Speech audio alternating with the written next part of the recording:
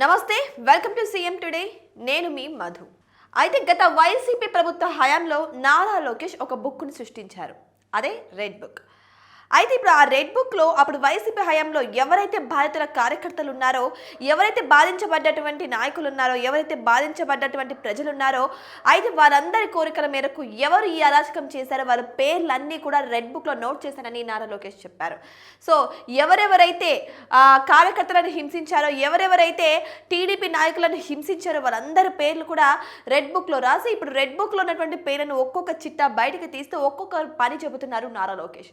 అయితే ఇదంతా కూడా ఇప్పుడు రెడ్ బుక్ రాజ్యాంగం నడుస్తుందన్న రీతిలో వైసీపీ కార్యకర్తలు కావచ్చు, వైసీపీ సభ్యులు కావచ్చు, వారందరూ కూడా ఇప్పుడు రెడ్ బుక్ రాజ్యాంగం నడుస్తుంది, రెడ్ బుక్లో ఉన్నటువంటి అన్యాయాన్ని అంతా కూడా మా మీద దుద్దుతున్నారు, వైసీపీ ప్రజలను మీరు మభ్య పెడుతున్నారు, చిత్రహింసలకు గురి చేస్తున్నారన్న రీతిలో జగన్ ప్రభుత్వం, సో జగన్ యొక్క పార్టీ అయితే ఓ మాటల తూటలను పేలుస్తుంది. అయితే ఇప్పుడు ఇదే తీరున ఈరోజు జగన్ తమ సభ్యులందరితో కలిసి ఒక సభ పెట్టిన విషయం అందరికీ తెలిసింది. తన తాడేపల్లి ప్యాలెస్లోనే తన వైసీపీ సభ్యులందరినీ ఆహ్వానించి అక్కడ అందరితో మీటింగ్ పెట్టారు. అయితే ఇదే సందర్భంగా వైఎస్ జగన్మోహన్ రెడ్డి ఏం చేశారో తెలుసా?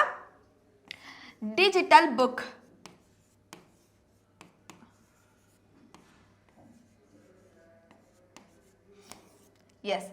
సో డిజిటల్ బుక్ అనే ఒక యాప్ని స్టార్ట్ చేశారు.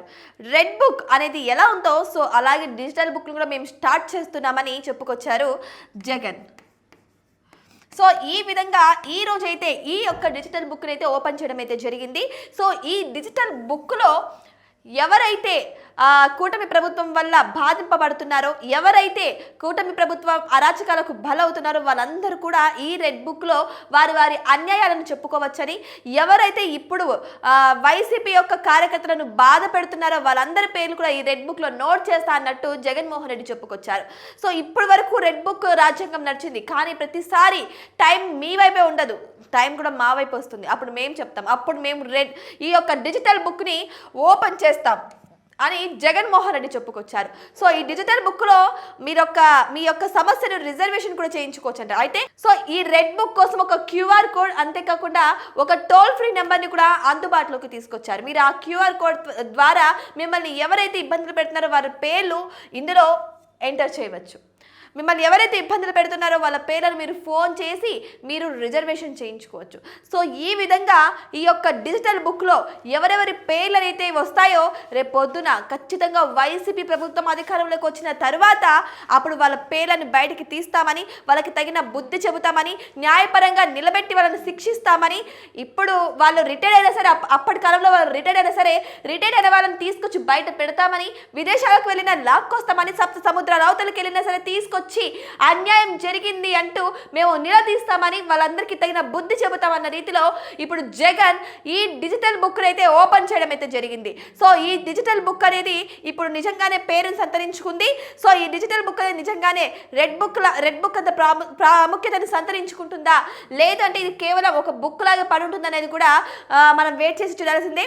అయితే ఈ డిజిటల్ బుక్ గురించి తెలిసిన వెంటనే కూటమి ప్రభుత్వం కూడా జగన్ తిరిగి అధికారంలోకి రావాలి కదా, వచ్చినప్పుడు కదా ఈ డిజిటల్ బుక్ గురించి అన్న రీతిలో మాట్లాడుతున్నారు. సో ప్రజలు ఇప్పుడు ఎవరు కూడా వైసీపీ పార్టీని నమ్మడం లేదని, ఈ డిజిటల్ బుక్ని అస్సలు నమ్మరన్న రీతిలో అయితే కూటమి ప్రభుత్వం ప్రచారాలు చేస్తుంది.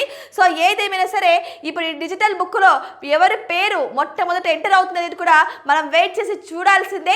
అంతేకాదు అక్కడికి వచ్చినటువంటి వైసీపీ ప్రత్యర్థులకు కూడా ఎటువంటి ఎన్నికలు వచ్చినా సరే, స్థానిక ఎన్నికలు కావచ్చు లేకపోతే ఉప ఎన్నికలు కావచ్చు, ఎటువంటి ఎన్నికలు వచ్చినా సరే అందరూ సర్వం సిద్ధంగా ఉండాలని, యుద్ధ పేరి మోహిందని, నేను ప్రజల మధ్యకు వస్తారన్నట్టు, ప్రజల సమస్యల కోసం నేను పోరాడతానన్నట్టయితే జగన్మోహన్ రెడ్డి చెప్పడం అయితే జరిగింది. మరి ఆ తాడేపల్లి ప్యాలెస్ నుంచి జగన్మోహన్ రెడ్డి బయటికి అడుగు పెడతారా, ప్రజల మధ్యకు వస్తారా, ఈ డిజిటల్ బుక్ని ప్రజల మధ్యకు తీసుకెళ్తారా, మరి ఒకవేళ ఎన్నికలు వస్తే మళ్ళీ వైసీపీ ఖచ్చితంగా తన ముందడుగు వేస్తుందా లేదా అనేది కూడా వెయిట్ చేసి చూడాల్సిందే. ఇవి వాళ్ళ అప్డేట్స్. మరిన్ని అప్డేట్స్ కోసం మా ఛానల్ని సబ్స్క్రైబ్ చేసుకోండి.